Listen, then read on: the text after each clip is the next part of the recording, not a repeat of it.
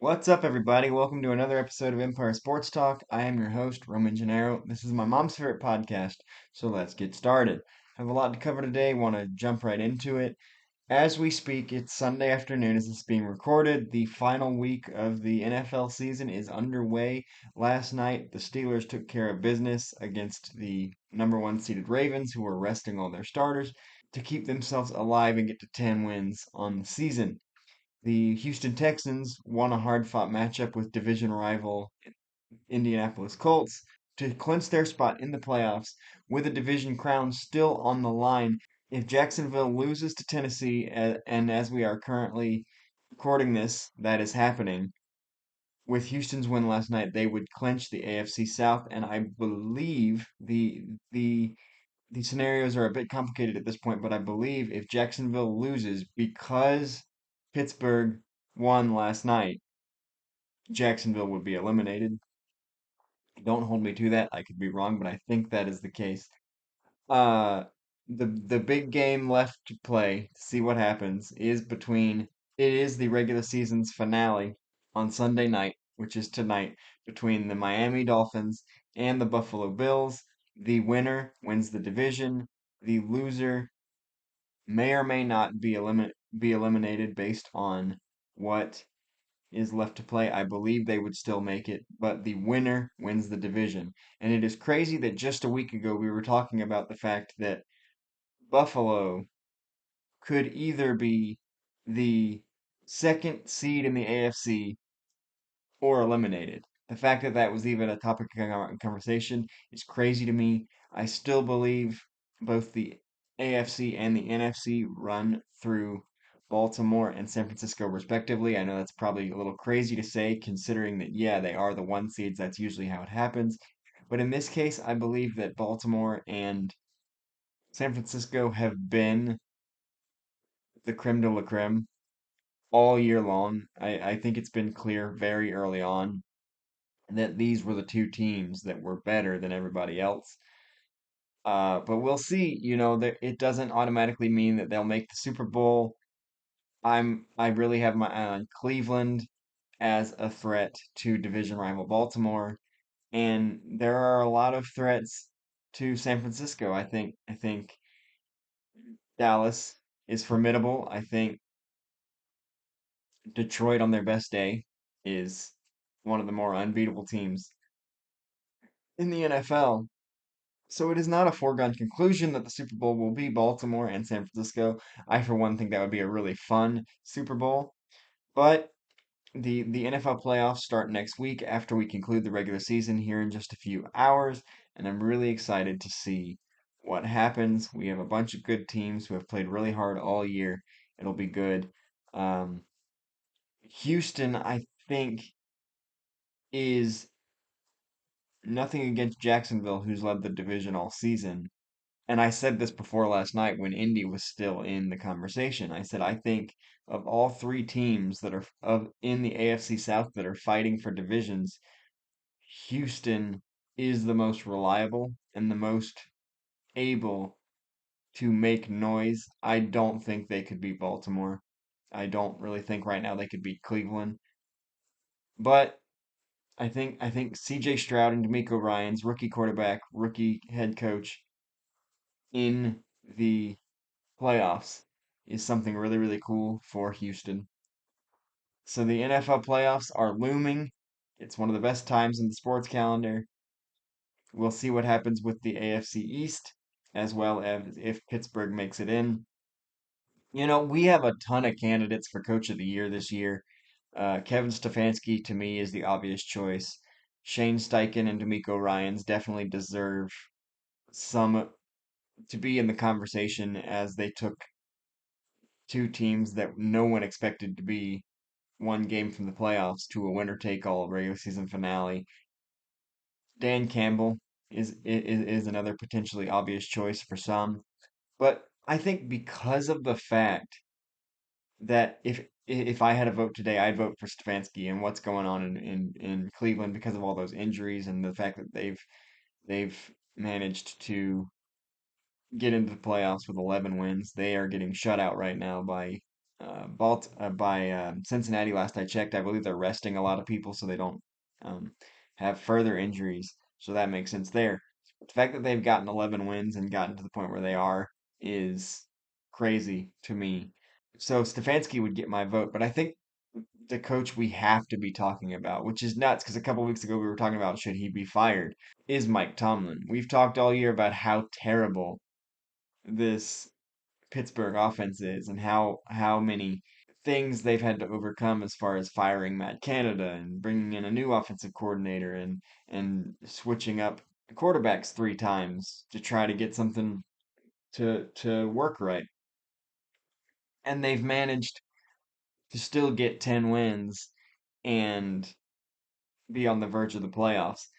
It is a testament to just how insanely good of a coach Mike Tomlin is. We've already talked about that he's had 17 straight non-losing seasons, which would be a crazy stretch by any imagination. But the fact that Mike Tomlin has never had a losing season, like from his first year as an NFL head coach, he had 10 wins and won the division in his first year, and he has not had a losing season since. He had a couple of 8-8 seasons in the middle there, but 17 consecutive non-losing seasons for a first-time NFL head coach is remarkable. And the fact, we talk about the fact that coaches like Bill Belichick and Nick Saban in the college game have earned the right to decide for themselves when they're done. And ironically, I don't think that's going to be the case in New England after today. I think Bill Belichick is going to be let go, whether the Patriots spin it as mutual or not. I think he's going to be let go in favor of starting over with somebody new, but I do believe that he has earned the right to call his own shot. And it's it's crazy to talk about Mike Tomlin that way, considering like this Steelers job was his first NFL job 17 years later. I think he has earned the right to, whenever he decides to be done with the Steelers, to call his own shot. Because the fact that Mike Tomlin has led this team to 10 wins with that offense being as bad as it's been from week one, especially because in the preseason we talked about how much fun that offense was going to be because Kenny Pickett and George Pickens looked really, really, really good in the preseason. And yeah, I know it's the preseason, whatever. But then for the regular season to start and that all to change like the flip of a coin, the fact that Pittsburgh is still on the verge of the playoffs warrants Mike Tomlin to definitely be in the conversation for Coach of the Year. Like I said, my vote goes to Kevin Stefanski and all of the adversity that they've put up with injuries, but Dan Campbell is also in there. But Mike Tomlin's got to be in the conversation. Moving on to the NBA, where we will actually be for most of the rest of this episode. It's a very NBA heavy episode. I said on last week's podcast or last time that I don't love talking about this person over and over and over again, but he keeps popping up. After just 12 games, the NBA has reinstated Draymond Green from his indefinite suspension. They have said that he will need to probably about a week to ramp up back to being ready to get on the court, so he'll miss about another 3 or 4 games, bringing his total suspension to around 15 games. I really hope that Draymond has gotten the help he needs, taken time to really look at what's been going on. Fact of the matter is, I do not think 12 games is not 15 games is enough time. Maybe that's around a month because the NBA hates back-to-backs, apparently. Um, but he's been in a lot of trouble recently, and he's injured a lot of people. And I don't 3 weeks is not enough time to change much of anything, and not just in the NBA, in life. Like 3 weeks, like there's a saying that it takes 21 days to form a habit. Um, I really think it takes a lot longer than that to break a habit. And Draymond's antics have become something of a habit. And I just don't think this has been enough time. The minimum number that the media threw out there when Draymond was suspended, the minimum number that was thrown out was 20. Um, I personally believed that he and the NBA shouldn't consider coming back this season, and yet the NBA has already reinstated him with an eye toward him coming back as soon as he's ready. So that suspension, like as I said, being around 15 games, I don't agree with it. But hey, if he comes back and he plays differently and he's a changed player, okay. But the overwhelming sentiment that I saw in the comment sections of the news articles that were like, he's been reinstated, was what's the over under on his next tech? What's the over under on his next suspension? So there aren't a lot of NBA fans that believe that this is a long enough time for significant change. And personally, I agree with that. I'm hoping for different. I'm hoping for the best because I don't want to see I don't want to see anybody else get hurt. But what's going to happen if what's the over under on his next tech turns into, well, it happened again. What's the over under on his next suspension? Well, it happened again. I feel like at that point the NBA would have no choice but to suspend him for the rest of the season. Because if you've already suspended him indefinitely and then you bring him back pretty early and it happens again, you have no choice. You've painted yourself into a corner. So with that being said, I don't want to spend too much time on that because I don't want Draymond to yet again dominate another podcast. But it has to be asked, like, how is 12 to 15 games enough time for significant change based on what we've seen from Draymond recently? Moving on to some lighter news. I want to take a moment and congratulate the Detroit Pistons on finally ending their 28 game losing streak with a 129 to 127 win over the Toronto Raptors on December 30th. Look, this season has been anything but great for the Pistons in Detroit. It's a proud organization with a great history, several championships, quite a few Hall of Famers.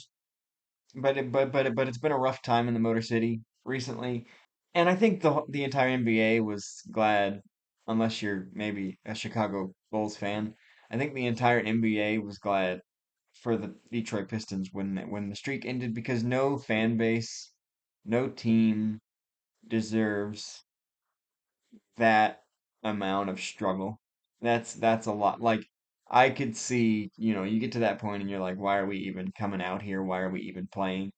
But what I do want to mention, and I know this is going to sound silly because the Pistons are 3 and 32, seemingly a lock for the the top pick, depending on how the lottery works out.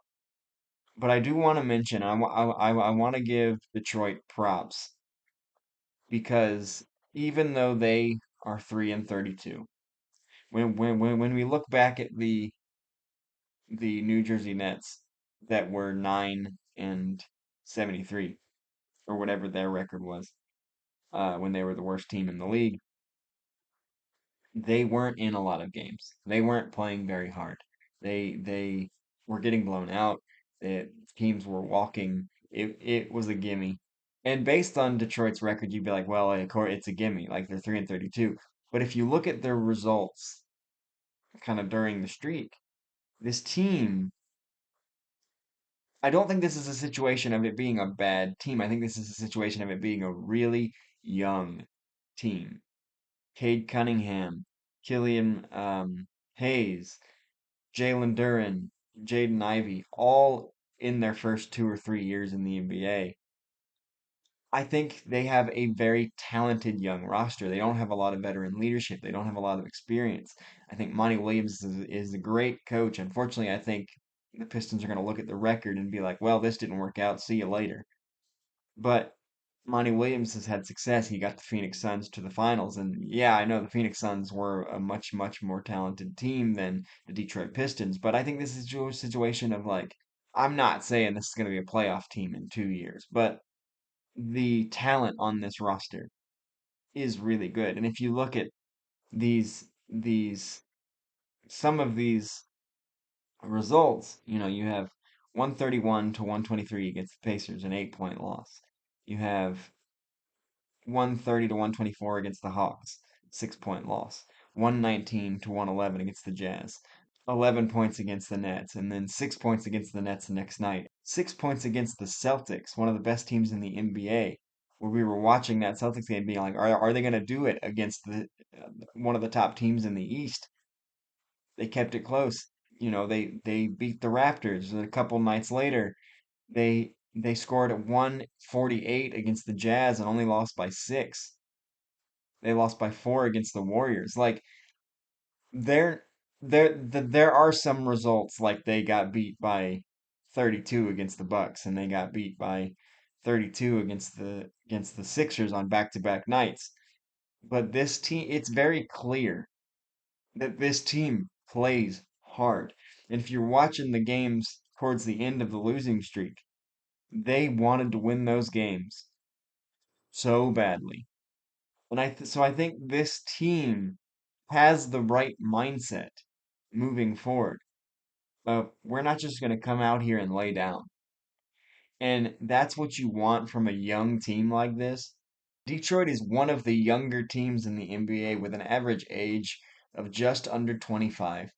And most of the teams that are above them as far as younger teams are having their struggles. I think the notable exceptions here, the only teams that are younger than the Pistons that are doing better, the Magic, the Pacers, and the Oklahoma City Thunder. And I think for those three teams, I think it's because as young as that team is, the nucleuses have been together a little bit longer than the Detroit Pistons. The youngest team in the NBA is, unsurprisingly, the San Antonio Spurs, and they have 5 wins. So youth is, when you don't have a lot of veteran leadership, youth can be an issue. Oklahoma City has veteran leadership. SGA's been doing it for a while. In Indy, Miles Turner and Therese Halliburton have been around for a few years. Orlando, and I think this is kind of Orlando's problem. They started out doing well. They were second in the East for a while, and now they've fallen down to sixth or seventh. I think that's one of their Achilles heels is they don't have that veteran leader to lean on. They don't have that Therese Halliburton, Trey Young, Damian Lillard type that is going to shoulder the scoring load. And so I think that's something that Orlando suffers from as well. But if you look at Detroit, they have Cade Cunningham, who is exceedingly talented. We knew that when he was coming out of Oklahoma State. He was the best player in the country. He had a rough rookie year, but he's been doing really well. He is playing his butt off in some of these games. I think Detroit has a very, very bright future. They're just really, really young right now. So I want to celebrate that they ended this losing streak and watch those young players grow because I really do think that it's a different situation in that they're not a terrible team that has that well they're not a team that has just rolled over and allowed people to walk all over them. They have played extremely hard for Monty Williams, and that's another reason why I don't think you can just straight up be like, "All right, Monty, you got to go because you lost your 3-32 and you lost 28 straight during the course of a season." Because you have to look at, are they playing for him? Are they playing hard? And the answer to that question is yes. So I'm not making any bold claims like, oh, the Pistons are going to be a playoff team next year or anything like that. But I'm saying sustained success and growth takes time, and this is just chapter one. Don't throw the book out when you're just when you're still on the first chapter. And that's my message for the Detroit Pistons front office. Don't give up on this yet, just because this season has been really, really, really rough. Celebrate the win. Look at how close some of these games are against good teams, and build off of it. The NBA is a league where one or two players can make a huge difference. Maybe you go out and convince some veterans to join the team next year, and things change quickly. Things can change quickly in the NBA. Don't give up on the Detroit Pistons, and that's a message for the front office. I want to stay with the NBA, like I said. I want to go to a couple of people, and I mentioned one a minute ago, who have had insane weeks on the court. And two people that I think should be in the conversation for MVP this season. One maybe not as, one's a little more obvious, one maybe not as much in the conversation as the other. But the first person I want to talk about is Tyrese Halliburton, who at the very least should be like most improved player. Like he has taken a massive leap forward for Indiana this year and made them one of the most surprising and most fun teams to watch in the NBA. They made it to the semifinals of the in-season tournament. They're currently in the playoff picture right now. Tyrese Halliburton is averaging 24 points a game. He's 22nd in the league in scoring, which is why I don't think you put him on the short list for MVP. But the week he has had specifically is just insane. He is leading the NBA in assists, which is what I want to talk about here for a second. Is that when you pass the ball a lot, there's always the very real possibility that you're going to turn the ball over because it comes with the territory. Tyrese Halliburton had a 5 game stretch this week where he averaged 16.8 assists and 1.2 turnovers a game. And in 2 of those 5 games, he had no turnovers. One game in particular on December 28th, Tyrese Halliburton did something that only one other player has done, and that was Chris Paul. I believe he did it when he was with the Clippers. He had 21 points, 20 assists, and 0 turnovers. As I said, it's only the second 20, 20, and 0 game in NBA history. What Tyrese Halliburton is doing is absolutely unreal.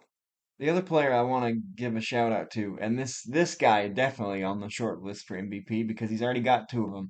I want to give a shout out to Nikola Jokic because we already know how talented Nikola Jokic is. I mentioned on my episode with um, Bo Beach, who plays professionally in Serbia, that they see Jokic as literally a god in Serbia, in his home country. So we know how good Jokic is. That is not breaking news on this podcast. Like, hey, Nikola Jokic is pretty good at basketball. No. What I do want to talk about though, the 4 game stretch that Jokic had, where he only where in 4 games he missed 5 shots total, including a game against Memphis on the 28th, where he went 11 for 11. He didn't miss a shot. And then the next night against OKC, he went 9 for 10. So in a 2 game stretch, he went 20 for 21. In the 4 game stretch, he went 39 of 44 for a field goal percentage of 88.6. 5 misses total in 4 games. I always like to highlight these players that go on these unreal stretches. I know there's a couple years ago James Harden had a 30-point game streak, and we've seen Damian Lillard do that as well. I always like those short burst stats where you can inflate a little bit and be like, "Oh man, this guy's averaging, 45 points in 2 games against this team." I always get a kick out of those kind of stats. So I wanted to highlight these 2 players who at the very least should have their names come up during award season at the end of the year. Nikola Jokic, I think, is you can't go wrong picking him as an MVP candidate. Tyrese Halliburton, I don't think you throw his name in for MVP just because he's 22nd in scoring and he is leading the league in assists, but and he's third, I think, in 3 pointers made. But I do think you really have to look at him when you talk about most improved player because I do think he's taken a giant leap into turning him into maybe a desirable destination for free agents in the future. They're in the playoff picture. Miles Turner is there. Buddy Hield is there. Tyrese Halliburton is there. Like it could if you're a guy looking for a young exciting team, because as I mentioned, Indy is on the young side. It's a fun place to consider. And if if you're a frequent listener of this podcast, you know how big a fan I am of Benedict Mathurin, who is also in Indy, and they got Obi Toppin. So there's a lot of really good players in Indy, and with Tyrese Halliburton taking a huge leap forward as the unquestioned leader of that team, it's a very exciting team to watch. That's that's all I have as far as the NBA is concerned. And before we get out of here, this is probably gonna be a little bit of a shorter one, um, because last week we went long, so we're gonna give you some time back from last week. I wanna call out something kind of funny that I saw, and I honestly kind of agree with, is that Jim Harbaugh had a quote this week where he was talking about his quarterback JJ McCarthy as Michigan gets ready to play in the national championship game against Washington tomorrow, as this is being recorded on Monday. Or this is being recorded on Sunday. The national championship game is Monday, so tomorrow Harbaugh and Michigan will take on Michael Penix Jr. and Washington for the national title. But before he gets there, he was talking about his quarterback JJ McCarthy, and he said JJ McCarthy is the greatest quarterback in Michigan college football history. And you take a step back and you say, well, okay, if you're talking about the state of Michigan, probably because there haven't been huge names that have come out of Michigan State football, that kind of thing, or any other school. Kirk Cousins played at Michigan State, but that's probably the biggest name they've had, um, at least in recent memory. But then I was like, well, who else played at Michigan? Tom Brady, the GOAT. But then I took a step back and I said, well, yeah, Tom Brady's the GOAT of the NFL. But at Michigan, for much of that time, he was a backup to Drew Henson. If you look at the stats for the 2000 Orange Bowl, which Tom Brady started for Michigan in his final collegiate start, he did lead them on a to an overtime victory against Alabama. And if you watch those highlights, he does look like the Tom Brady we now know. But keep in mind that, like I said, for most of for a portion of his college career, he sat behind Drew Henson, who at the time everybody thought was going to be the next big thing. And then he spent some time in the NFL. That didn't work out. He went to baseball. That didn't work out. And Tom Brady again was drafted at 199. So even the NFL was like, all right, this guy's good, but he's not John Elway. He's not a superstar in the NFL. Granted, 20 something years later, he proved him very, very wrong. But so taking a step back and looking at Harbaugh's comments, he's saying McCarthy is the greatest quarterback in Michigan college football history.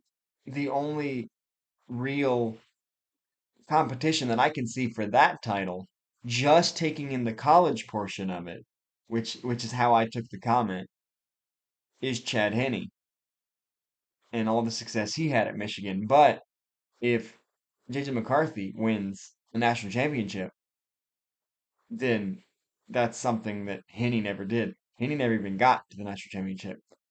So I think Harbaugh's correct that JJ McCarthy is the greatest in Michigan college football history. Maybe the greatest quarterback to ever go to Michigan is Tom Brady. But when we look at the college resume of quarterbacks, I think it's JJ McCarthy. And Tom Brady would tend to agree, probably, because his response was no doubt, go blue. So the greatest of all time acknowledges that JJ McCarthy is the greatest quarterback in Michigan college football history. Now, the connection between these three, brings up a very interesting possibility, which is the last thing I want to talk about before I get out of here, is that Jim Harbaugh is almost for sure. He's kept a tight lip on it to this point, but it's almost for sure that Jim Harbaugh is going to the NFL after tomorrow night, win or lose. Um, and there have been a lot of teams that have we've thrown their names around for his services, and the Bears are an obvious choice because things aren't going super great in Chicago. They're poised to potentially take the next great quarterback if you believe they should. I do not, but that's another thing. I personally believe that the best fit for Harbaugh is the Chargers. I think they already have an established quarterback. They have some really good players. He could help build that franchise into something that it hasn't been able to be for most of its tenure in the NFL. But the interesting part is that the Raiders have come up, and I personally don't would not agree with the hiring of Harbaugh because I think Antonio Pierce has earned the right to continue as the Raiders head coach, especially after they've been in this situation before just a couple of years ago led them Rich Bisaccia led them to a surprising playoff berth after the unceremonious firing of John Gruden mid-season. Many people believed that Bisaccia earned the spot, and Mark Davis chose to say thanks but no thanks and went after the shiny new toy that is Josh McDaniels instead, and we all know how that worked out because we're in the same situation again. And I think for Mark Davis to be in the same situation and not learn from it would be something horribly misguided. But I will say that, well, before I say this last, but I'll say that Josh Jacobs, who last year was the NFL's leading rusher, and then went through all this in the offseason without a new contract, and he wanted to leave the Raiders, and he wanted to do this, is now wants to stay in Las Vegas because of Antonio Pierce. The players are buying in to Pierce. Now is not the time to make the same mistake again. So I believe that Antonio Pierce should get the Raiders job, but I will say the idea of Jim Harbaugh to the Raiders is extremely interesting because Tom Brady is part of the ownership group. Uh, Brady and Harbaugh have a good relationship because of their connection to Michigan. In a recent mock draft, J.J. McCarthy was projected to go, I believe it was number 8 to the Raiders. So the idea of the Las Vegas Raiders building like a Michigan West with Harbaugh, Brady, and McCarthy is very exciting. I personally don't agree with, like as I said, I personally think Antonio Pierce should get the full-time job. But when you have a guy who has proven to be a winner everywhere he goes in football, you kind of have to consider it. But I feel like in the Raiders case, it's the exact same situation of, oh, there's a shinier toy over there. I want to play with that one. And so don't overlook the guy that's been rallying your team. And, a couple plays here and there go differently, and they are fighting for a playoff spot today. Don't overlook that. But I do have to say that I think the idea, the the the possibility of Harbaugh, Brady, and J.J. McCarthy combining forces in the NFL is definitely something worth talking about. If it happens, I will enjoy watching it. But I personally am behind Antonio Pierce for that full-time job and think Harbaugh should go to the Chargers, and they obviously don't need a quarterback there. That's all I have for you on this episode of Empire Sports Talk, my mom's favorite podcast. I'm your host, Roman Gennaro. Don't forget to like and subscribe on YouTube for more great content. Today's a great day to go 1-0. I'll see you next time where we talk about the NFL playoffs.